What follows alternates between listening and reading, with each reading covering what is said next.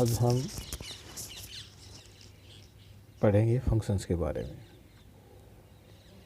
Relations Cartesian product के बारे में हम पहले ही पढ़ चुके हैं। फंक्शन की डेफिनेशन क्या है? Let we have two non empty sets x and y. A subset of x cross y means Cartesian product of x and y is called a function or a mapping or a map from x to y if and only if each x belongs to x, there exists a unique image कहिए या unique y belongs to y such that x y belongs to f। ठीक है, कहने का मतलब क्या हुआ कि अगर हमारे पास दो सेट हैं x और y और वहाँ पे हमने एक मैपिंग ली है f, तो x सेट के हर एलिमेंट के लिए y के अंदर कुछ इमेज होनी चाहिए। ठीक है, और इस प्रकार से होनी चाहिए कि ऑर्डर्ड पेयर जो बने हैं एक्स वाई वो एफ के अंदर बिलोंग करें। It is written as f such that x tends to y. इसकी रिप्रेजेंटेशन के लिए हमारे पास है रोस्टर फॉर्म कहिए और एक दूसरा क्या है बिल्डर फॉर्म। रोस्टर फॉर्म में हमने क्या बोला था, सेट्स की फॉर्म लेते थे। एक्स में हमारे पास मान लीजिए लेट हमने एलिमेंट लिए हैं एक्स में 0 1 2 3 4 और वाई में क्या है 0 4 3 5 6 7 और F B A function is 3 less than. इसका मतलब क्या हुआ कि x का वैल्यू जो है y से 3 कम है, तो 0 3 1 4 2 5 3 6 4 7 ये f के अंदर हमारे पास क्या बन के आएंगे, पेयर बन के आएंगे। इसको बिल्डर फॉर्म में लिखना हो f is equal to set form ordered pair xy such that x belongs to x, y belongs to y such that x is 3 less than y। मतलब एक तो टेबल की फॉर्म में लिखना और एक उसको रूल बना करके लिखना, सेट बना करके लिखना बिल्डर फॉर्म में। ठीक है, दूसरा एक आपके पास तरीका है बाय फार्मूला, कि अगर आप किसी फंक्शन को रिप्रेजेंट करते हो तो बाय फार्मूला से आप कैसे रिप्रेजेंट कर सकते हो। y is equal to 3x plus 2 y is equal to 5x minus 3। ये इस प्रकार से जो फॉर्मूला हम बना करके लिखते हैं ना, ये भी एक हमारा बाय फार्मूला से फंक्शन को रिप्रेजेंट करने का एक तरीका है। मेनली हम ज़्यादातर यूज़ करते हैं arrow diagram. By arrow diagram में क्या होगा कि एक सेट हमारे पास ये x लिया है, एक सेट हमारे पास ये y लिया है and f is a mapping from x to y। और अभी हमने क्या बोला था कि 3 लेस देन, तो 0 से 3 1 से 4 2 से 5 3 से 6 4 से 7। अब यहाँ पे बात आती है कि ये जो x जो सेट है इसके अंदर जितने भी एलिमेंट्स हैं वो सारे क्या बनेंगे, डोमेन के अंदर। यहाँ पे कोई एलिमेंट बचना नहीं चाहिए। अगर x में कोई एलिमेंट बचता है तो वो फंक्शन नहीं कहलाएगा। रिलेशन में क्या था, यहाँ पे कोई एक आधा एलिमेंट बच जाता था तो कोई प्रॉब्लम नहीं थी, लेकिन function is a special type of relation. तो अब यहाँ पे इसमें कोई एलिमेंट बचना नहीं चाहिए, मतलब डोमेन के अंदर जो एलिमेंट्स हैं उनकी सब की लिंक इधर y में किसी ना किसी के साथ होनी चाहिए। ठीक है, तो ये जो y सेट है, पूरा y सेट है, इसको क्या बोलते हैं, कोडोमेन। और जो एलिमेंट y सेट के रिलेटेड हैं, जो जुड़े हुए हैं x के एलिमेंट के साथ, उनको क्या बोलते हैं, रेंज। ठीक है, कई बार हम बोलते हैं एक वर्ड अब आएगा इमेज, प्री इमेज।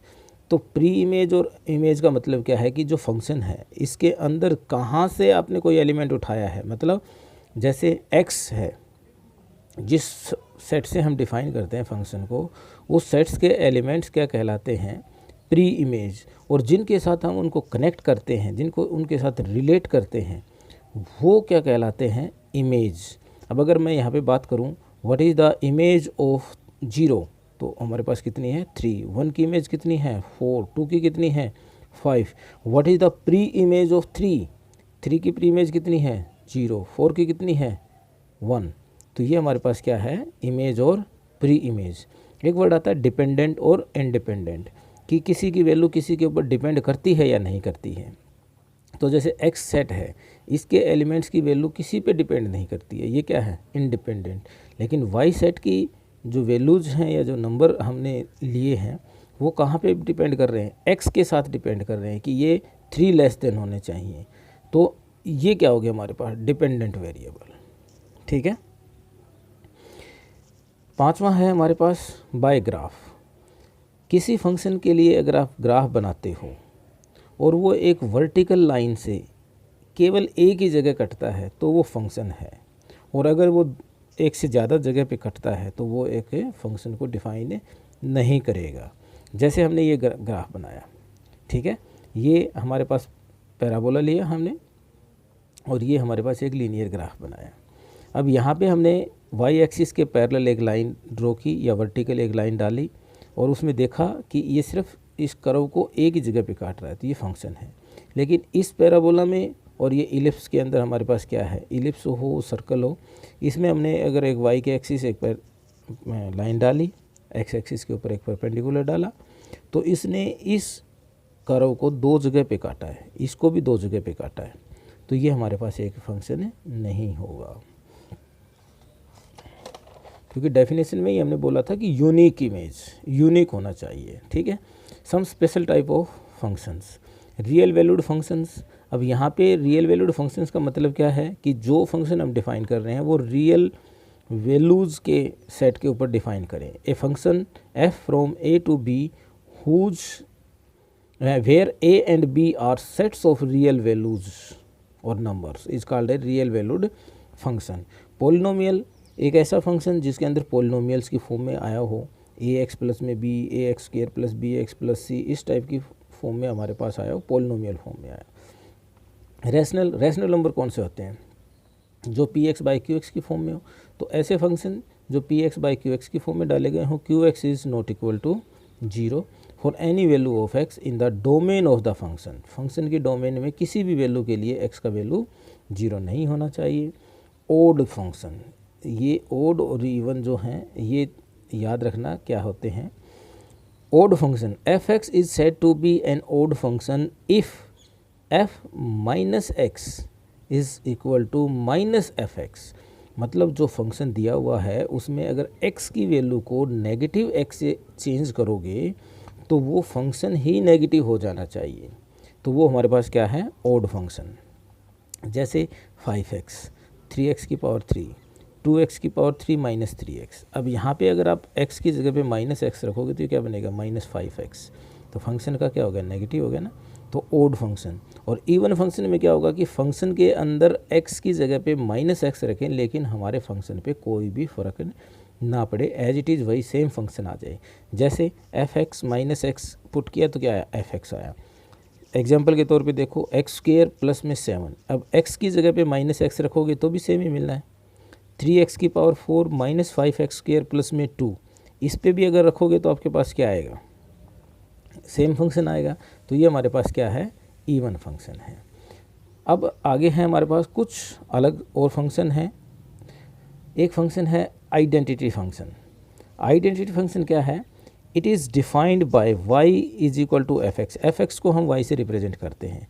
तो क्या कह रहा है, F x is equal to x for all x belongs to R. R is real number, set of real numbers.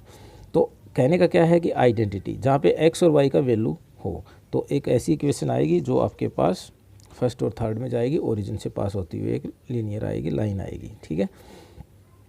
और आप कह सकते हो f is a function from r to r defined by f x is equal to x, मतलब y is equal to x। तो इसके अंदर, इस फंक्शन के अंदर आइडेंटिटी फंक्शन की डोमेन क्या होगी, कोई भी नंबर ले लो आप, 1 2 3 4 5 1.2 1.4 कुछ भी ले लो आप, तो वो हमारे पास क्या आएगा, रियल नंबर। तो रेंज भी क्या आएगी, जो नंबर लिया है वही तो आ रही है। क्यों, F x is equal to X, Y is equal to X ही तो है। तो हमारे पास वो क्या आएगी, आइडेंटिटी फंक्शन कहलाएगी। ठीक है। दूसरा है हमारे पास कांस्टेंट फंक्शन। कांस्टेंट फंक्शन में क्या है, F x is equal to सी।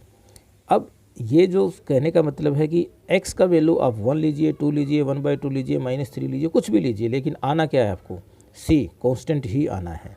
तो इस तरह के इसमें आपके पास क्या आएगा, ग्राफ इस टाइप से आएगा। अगर आपके पास c का वैल्यू 0 है तो ये x एक्सिस पे आ जाएगा। अगर c का वैल्यू ग्रेटर देन 0 है तो ये अबोव द x एक्सिस, और लेस है तो बिलो द x एक्सिस। अब इस कांस्टेंट फंक्शन के अंदर डोमेन क्या होगी, कौन कौन सी वैल्यूज़ आप ले सकते हो, कोई भी वैल्यू ले सकते हो। तो इसमें क्या आ गई, ऑल रियल्स। लेकिन रेंज मिलेगा क्या आपको, एक c, हमेशा c, 1 लिया तो भी, 2 लिया तो भी, 3 लिया तो भी, -2 लिया तो भी, -3 लिया तो भी, मिलना क्या है, केवल c। तो इसकी रेंज कितनी हो जाएगी, c, अकेला c। ठीक है। Linear function, it is defined bye an equation of the form y = ax + b। Linear जो आपके पास इक्वेशन है, या लीनियर जो पोलिनोमियल हम बोलते हैं, उस फॉर्म में जिस फंक्शन को हम डिफाइन करते हैं उसकी बात कर रहा है।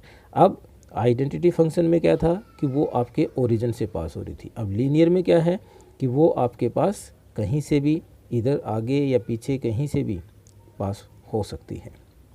लीनियर फंक्शन का क्या है, डोमेन क्या होगी, ऑल रियल्स। आप x की कोई भी वैल्यू ले लीजिए, आपको कहीं ना कहीं आप x का पॉजिटिव नेगेटिव वैल्यू लोगे तो y को उसी प्रकार से पाओगे। तो रेंज भी क्या होगी, ऑल रियल्स। कहने का मतलब क्या है कि जो आपने x का वैल्यू लिया है ऑल रियल्स, वही रेंज में आपके पास क्या आएगा, ऑल रियल्स।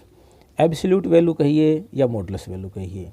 और इसको हम कैसे डिफाइन करते हैं, fx = mod of x।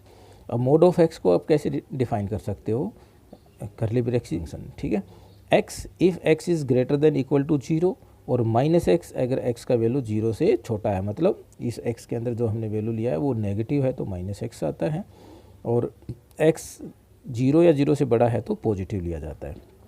Modulus का काम क्या है कि जो वैल्यू हमने यहाँ पे डाली है उसको पॉजिटिव करके आपको आंसर दे। ठीक है, तो उसका ग्राफ जब बनाओगे तो पॉजिटिव x एक्सिस लिया तो y की पॉजिटिव वैल्यू मिलेंगी, x का नेगेटिव लिया तो आपको फिर भी y की पॉजिटिव वैल्यूज़ मिलेंगी। तो ये आपका ये ग्राफ आ गया इसका मॉडुलस का। तो आपने देखा कि इसमें डोमेन आपके पास क्या बनी इस एब्सोल्यूट फंक्शन की, सारे रियल, कोई भी रियल नंबर ले लीजिए आप, सारे इसके अंदर आएंगे। लेकिन रेंज में क्या होगा, केवल आपको पॉजिटिव रियल नंबर्स मिले हैं। ठीक है, पॉजिटिव रियल नंबर्स मिले हैं। आगे है सिग्नम फंक्शन या साइन फंक्शन।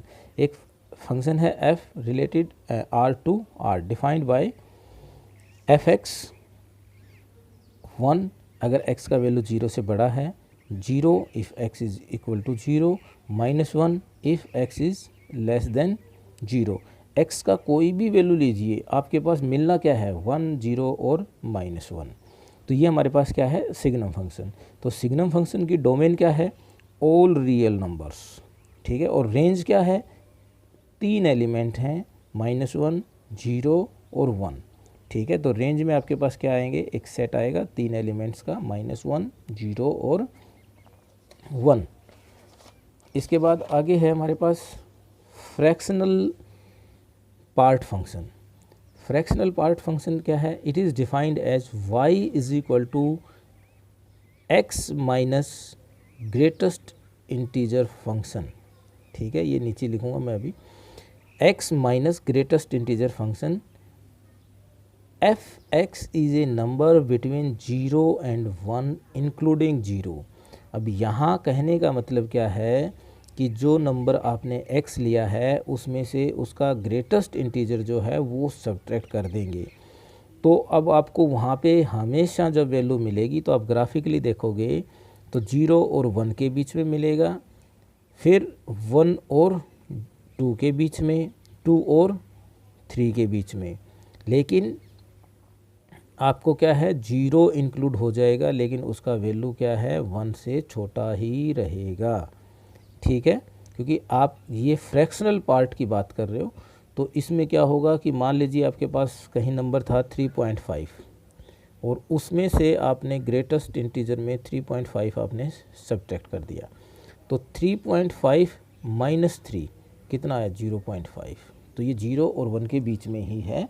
तो ये 0 और आ सकती है इसकी वैल्यू, लेकिन ये 1 नहीं आएगी, 1 से छोटी ही रहेगी। इससे पहले थोड़ा सा एक देख लेते हैं। Greatest integer function, it is defined as y is equal to greatest integer x, where इस ब्रैकेट का मतलब क्या है, greatest integer n such that n is less than equal to x। देखिए तो एक दो एग्जाम्पल लीजिए। ग्रेटेस्ट इंटीजर 3.5 किसके बराबर आएगा, 3, मतलब ये जो ब्रैकेट के अंदर जो नंबर दिया हुआ है इसमें ग्रेटेस्ट इंटीजर कितना है, 3, 5 में कितना है, जैसे x ग्रेटेस्ट में -1 दिया हुआ है, तो इसका वैल्यू आपके पास क्या आएगा, -1 और 0, 0 से छोटा और -1 या -1 से बड़ा। x अगर 0 है तो 0 से बड़ा या 0 के बराबर और 1 से छोटा। x 1 है तो 1 के बराबर या 1 से बड़ा और 2 से छोटा। तो इसमें हमारे पास ग्रेटेस्ट इंटीजर में क्या होगा कि डोमेन में तो सारे रियल नंबर्स आ सकते हैं, लेकिन रेंज में क्या आएंगे, सेट ऑफ इंटीजर्स, जैसा कि नाम ही दिया हुआ है इसने ग्रेटेस्ट इंटीजर। तो ग्रेटेस्ट इंटीजर की रेंज क्या होती है, इंटीजर्स। ठीक है, तो सेम वे से हम यहाँ पे ऊपर बताने की कोशिश कर रहे थे कि x minus greatest integer function में से वो वैल्यू अगर आप सब्ट्रैक्ट करते हो तो देखिए 3.5 minus greatest integer of 3.5, greatest integer 3.5 का क्या आएगा, 3, तो 3.5 में से 3 गया तो कितना बचा, 0.5। तो ये जो डिफरेंस आएगा ये 0 हो सकता है लेकिन 1 नहीं हो सकता है, क्योंकि जैसे इस एग्जाम्पल की बात करें ग्रेटेस्ट इंटीजर 5 होता तो 5 माइनस ग्रेटेस्ट इंटीजर 5, तो 5 माइनस 5 कितना आ गया, 0। तो ये 0 आ सकती है लेकिन 1 नहीं आएगी। फिर आगे है power function, it is defined as f(x) is equal to x की power n, n is positive integer, where n is positive integer. अगर n का वैल्यू हमारे पास, मान लीजिए एक दो ग्राफ मैंने बनाए हैं, y is equal to x square मतलब 2 पावर है, तो आपके पास ग्राफ इस प्रकार से बन के आएगा। ठीक है, यहाँ पे हम देखेंगे कि x का आप कोई भी वैल्यू ले लीजिए, सारे रियल वैल्यूज ले लेंगे, कोई भी रियल वैल्यू लिया जा सकता है x का, लेकिन आपको रेंज में क्या मिलेगा, केवल पॉजिटिव वैल्यूज़ मिलेंगे। ठीक है, केवल पॉजिटिव वैल्यूज़ मिलेंगे। और ये हमारे पास क्या है, दूसरा ग्राफ है y is equal to x की पावर 3। अब यहाँ पे अगर हमने x का कोई भी वैल्यू लिया, रियल वैल्यूज़ हमने कोई भी ले लिया, तो रेंज में भी क्या होगा, आपके पास y पॉजिटिव भी आ सकता है, नेगेटिव भी आ सकता है, it depends on the value of x। तो जब आपके पास पावर फंक्शन के अंदर ओड पावर हो तो डोमेन और रेंज क्या होंगी, ऑल रियल वैल्यूज़, और अगर पावर इवन हो तो डोमेन क्या होगी, ऑल रियल्स, और रेंज क्या होगी, ऑल पॉजिटिव रियल्स। ठीक है, थैंक यू स्टूडेंट्स।